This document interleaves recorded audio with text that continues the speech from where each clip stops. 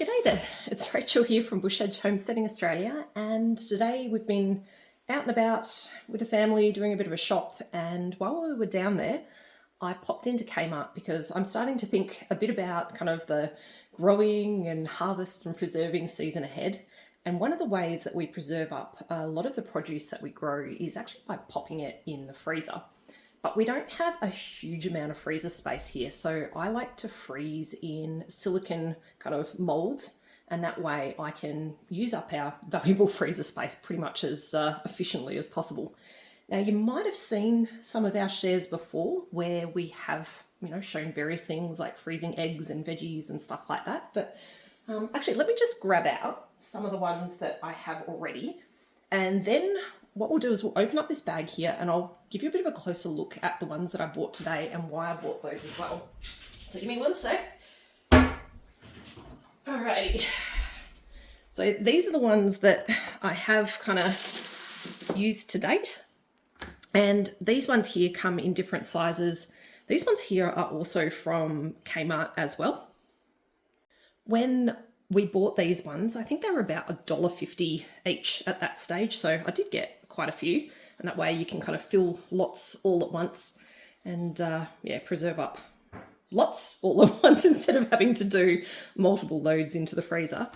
I think they were $1.75 when I saw them there today, so they've gone up a little bit, but they're still really quite cheap for what they are and for a lot of food preservation equipment that's out there. They come in different sizes, so there's this one here, and then there's these ones.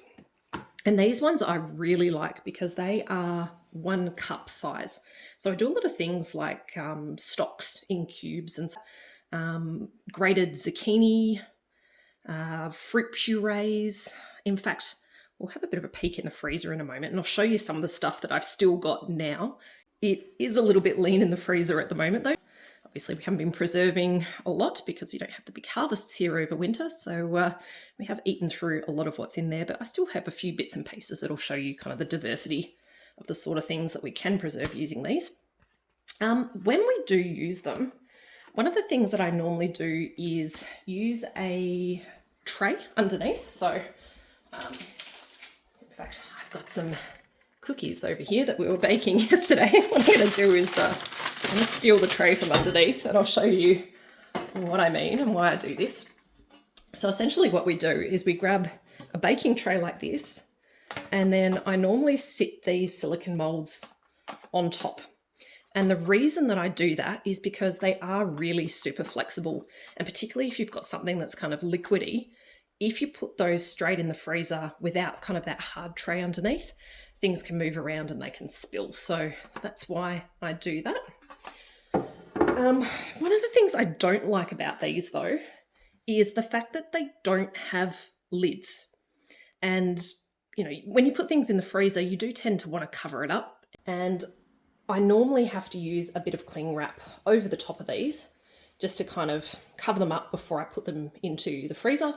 The other problem with that is not only there's the waste side of things, which is not ideal, but it also means you can't really stack on top of these very well. So again, it's not the greatest if you don't have a lot of freezer space. But they have done the job, and they are a nice, cheap thing that has been available. I had kind of looked for similar things with lids, and there are some pretty fancy brands around that you do see online, commonly used, and some of those are absolutely insanely priced. Like, I was looking at some and they were like $50 for something like this, but with a lid. And I just, yeah, that's just ridiculous, to be totally honest. I couldn't justify that. So today, when we were at Kmart and I saw this kind of new product, because I've never seen these there before, I thought, wow, that is awesome, and I'm going to buy a bunch of these. And that is these ones that I have in the bag here. So these are also silicone, but these ones here have lids. So let's open one of those up and have a bit of a look. So this one here is a 3-compartment one, and it says that's 300 ml capacity. So it's a little bit bigger than any of those other ones I've had to date. And let's see what the lid's like on that. That was actually quite a good fit. Ooh, that's interesting. So around the top part, that's actually quite hard. I did not expect that. I was actually expecting that to be kind of soft and malleable, like the rest of the silicone and the other ones that I have, but that's actually quite firm, which is going to be fantastic because it means that that's actually going to give a really good seal on these. But that also means I should be able to stack those in the freezer too. So yeah, that is better than I was even expecting when I was looking at them at Kmart today. So that's awesome. I did grab a few of these because, yeah, they were a good price. I think it was like $6 for each one of these. And as I said, I've seen this sort of thing for far, far greater prices.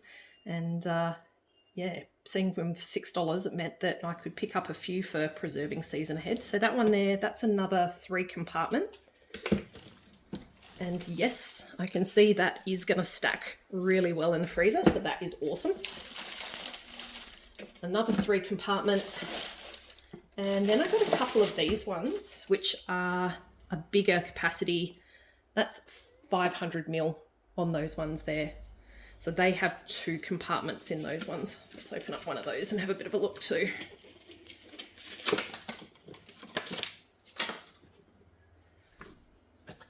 In fact, that one there is not only going to be good for preserving things, but you know, when we've got those soups and stews and things where perhaps we just want to freeze a serve for someone to have, like on a busy night where there might be, you know, school commitments or after school commitments, might be kids doing sport or stuff, that would be probably quite a good serve for one person.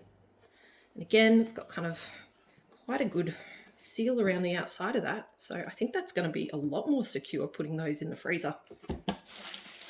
And with that size, again, I got 3 of those. Now, when we do put produce in, well, these in the future, but in these in the past, we don't actually leave the food in there. What we do is we actually pop them out of the molds so that we can then continue to reuse these. So having just a few of each size, you know, it's not the end of the world because I'm not going to run out of them really, because as soon as things are frozen, we'll pop them out. And that's when I put them in Ziploc bags in the freezer. So I reckon we should actually go to the freezer and I will show you some of the things that we still have in there from where we've used these from our last harvest season. Now, most of the things that I tend to preserve in blocks, I keep in the freezer in the bottom of our fridge. It's just a little bit easier to get to, and they do tend to be kind of like in smaller packets. They get a bit lost when we pop them in the deep freeze, so that's why they live in here. Now, as I said, it is the kind of, well, winter's done now, it's spring, so it means over winter we have eaten a lot of stuff, and that means we've had to replace with things from the shops for some of the things that I'm looking forward to having fresh from the garden ahead. We never seem to preserve quite enough to get us all the way through. And there's things as well like Brussels sprouts that we've grown those before, but they are a very, very long season crop. All right, we are now getting down to the things that I want to show you though. So this one here is a really good example of how we put the cubes into bags. So this one here is a chicken and veg stock that we did. And in fact, I think this was from a batch that I actually shared making with you guys. And that's all we've got left now from that batch. Those ones there, they are the 1 cup cubes. So essentially what we do is when we're doing a cook, we pull one of those out, we might like throw that in a sauce and it just kind of intensifies the flavour. When we want obviously really big lots of stock, you know, you don't tend to use all of these. Instead, we might use one of the bigger quarts or something like that. Alrighty, what else have we got in here? So this one here is some pumpkin puree. I did a huge amount of this back in 2023, so these ones have actually been in there for a while. That's the last 4 that I have left. And I love using this mainly in a lot of baking. So when I'm doing like, there's this beautiful pumpkin pie muffin that I do that the kids love. That there I just kind of defrost and put in the mixers. Pumpkin breads and things like that. It's ready to go if you need pumpkin pie filling. And of course you can just use it as a side veg as well. It's basically just like a mashed pumpkin that will go on the side. What else do we got in here? So these ones here are salsa. So again, it's starting to run out, but I know you can can salsa, but when you can salsa, it's kind of a little specific about recipes you can and can't can. And this salsa here is one that we love to do ourselves in our smoker. And I have actually reached out to the extensions in the US before just to kind of see if I could even smoke some of the standard salsa recipes with known acidities and then can it. And they said, you know, with the smoking, it can affect acidity, so it wasn't recommended. Because of that, we just pop it in the freezer. So again, we've used the 1 cup size moulds for those. And last but not least, in the bottom here, that one there, I think, is some whole pureed mandarins. So again, we use that in a lot of baking. There's a blender mandarin muffin that I do for the kids. And yeah, that's the last of the mandarins that we have. In fact, that's actually the last of the mandarins from last year, because this year our tree really didn't produce many, and being a bad season, we only really had enough for fresh eating. So I have been kind of preciously using those ones that I have here, because what we do is we actually blend up the whole mandarin to make that, and that's all I have left. So yeah, I'll probably try and make that last as long as possible. But as you can probably see here, one of the issues with using freezer bags is you leave things too long and it can get a bit of freezer burn. So there's a bit of a balance that I need to make there in terms of using it up while it's still good, but yeah, having some when we do want to have that yummy recipe. All right, I think that's most of, oh no, hang on, I've got more on this side. So persimmon puree. Again, we did a huge batch in 23. I really need to use these last couple up. And again, that's kind of those 1 cup portions. This one here is a bit of an interesting one because this one is ginger syrup. So I think I've only got 1 left in that spit it out, in that bag from that batch. There is a few more here as well. What I use that for is the ginger beers that I do.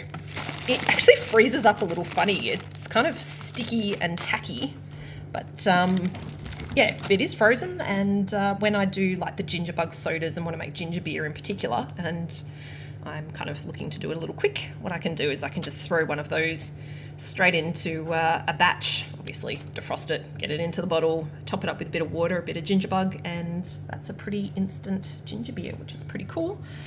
Of course, after it ferments, so not totally instant. What else?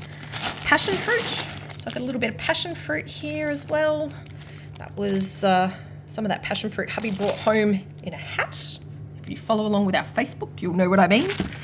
And what else do we have? In the bottom here.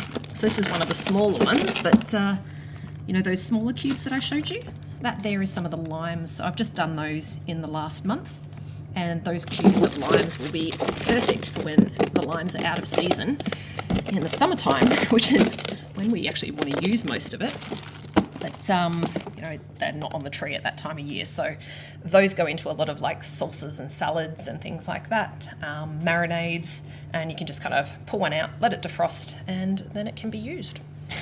Now, I'm quickly going to go into the top because I want to get everything back in the freezer, not leave it out too long, but I do have a couple more bits and bobs, I think, up here. Yes, this one here. So that is the last of my eggs. And to be honest, I probably don't even need those now, so I might even feed these last 3 to the dog. It's basically like an egg scramble. We were able to keep in our own eggs by doing this all over winter, even though the chickens were off the lay for ages. And you can see that we use the smaller size silicone moulds for those ones. I'm all out of the 1 cup size of the zucchini, but I did do some bigger bags as well, which I put in the Ziploc bags. And actually down there, that's a couple of pestos. And again, that's kind of in the smaller size. All right, I am going to get everything back in here because I can feel things warming up, and obviously want to make sure this all stays as good a quality as possible. So there we go. Hopefully that provides a little bit of context to why these are going to be quite useful in the season ahead. I think I'm particularly going to like this size here, the 300s, for a lot of the like veggies and things, particularly like where I grate veggies and use them, because I do use a lot of those over the winter months, particularly in stews and soups and stuff. These ones here, I'm looking forward to using for stock. Those 1 cup ones, they are great when you're doing, you know, like a spaghetti bolognese, or, you know, a small batch of like a sauce or a gravy and you want to throw in a small amount. But being able to have something that's half a litre of stock, that's going to be pretty cool. Anyway, guys, hopefully you enjoyed hearing a little bit about like the silicone molds we use and how we use them for freezing across the harvest season. And hopefully that gives you some ideas if this is something that you might be looking to do in your season ahead as well. As always, thanks a bunch for joining, and catch you later. First things first, I need to give these guys a wash.